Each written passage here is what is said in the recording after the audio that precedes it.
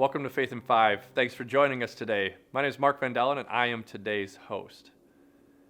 If you're anything like me, you have had those moments where you have a problem that you can't quite solve. Picture the car issue you have. You take it to the mechanic, and they can't quite seem to find what your problem is. Right? You've done all of the describing, the noise making of the whatever the noise they ask you for, and they just can't replicate it.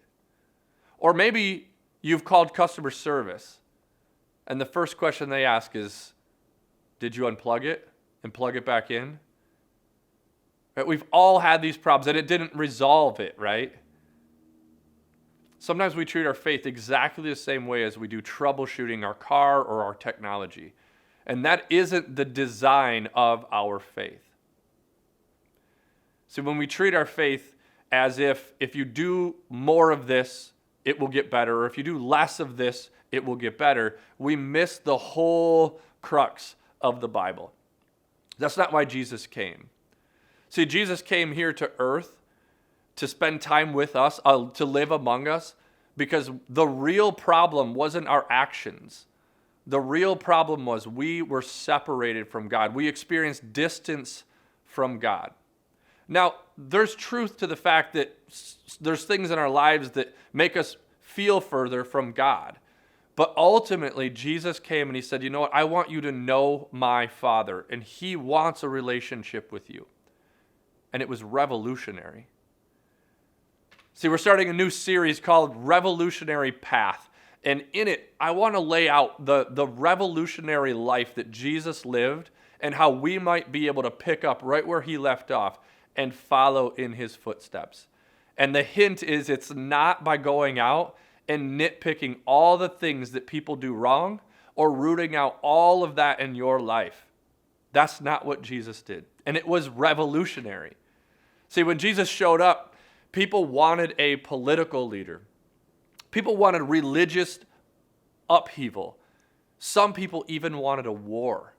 That's what they thought revolution was, right? People pictured this like William Wallace type character from Braveheart that would come in and just do revolution. And Jesus' revolution was revolutionary because he came in and said, no, that's not what I do. That's not what we're going to do. In fact, if we did, that might draw people further from God instead of inviting them in. The clearest picture of Jesus' intentions here on earth is the Sermon on the Mount.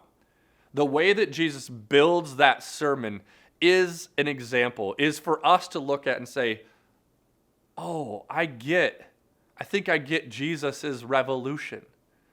See, the sermon starts with the ways that we are blessed.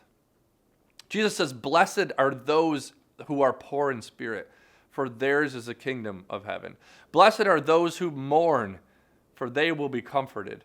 Blessed are those who are meek, for they will inherit the earth.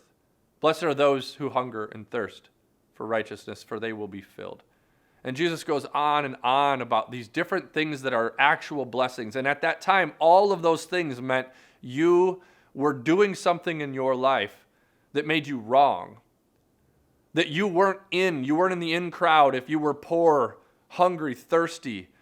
And people believed that if they were those things, it was because they had done something wrong in their lives.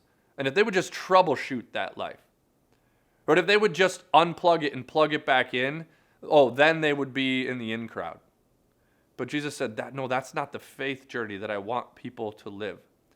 And as Jesus continues that sermon, there are parts later on in it where he starts saying, this actually, if you do this, it will make it more difficult. If you live in this way, you'll feel more separated from God. But actually, I just want you to know you can be close to God, as is who you are. Follow me. Come follow me. Do this. You'll experience, because of who you are, you have value.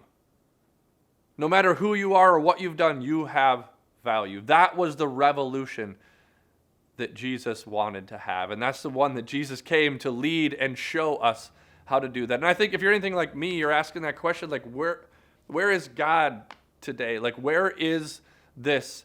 And unfortunately, a lot of us live our faith still in that way. We want to find things that people did wrong, and that's why maybe they're far from God. But that's not the truth. Jesus invited us to come along. And so think about your own faith. How might you be a part of Jesus' revolution? Well, the first thought is that we would do what Jesus did. We would show up in front of people and we would tell them, you know what? You're blessed. You're blessed because of the life you have. You are valued. God sees you and he loves you. Come follow me. Let's start telling other people about that God. And that might be revolutionary. See, the problem is that we're separated from God. The problem isn't all these little things to be troubleshooted. If you want to live that out, if you want to be a part of this revolution, today, people, we need that more than ever. Let's go back to the roots of who Jesus was and the core of his message. Join me in this revolution of letting people know they have value and that there is a God who wants a relationship with them. And the way to do it is to follow Jesus.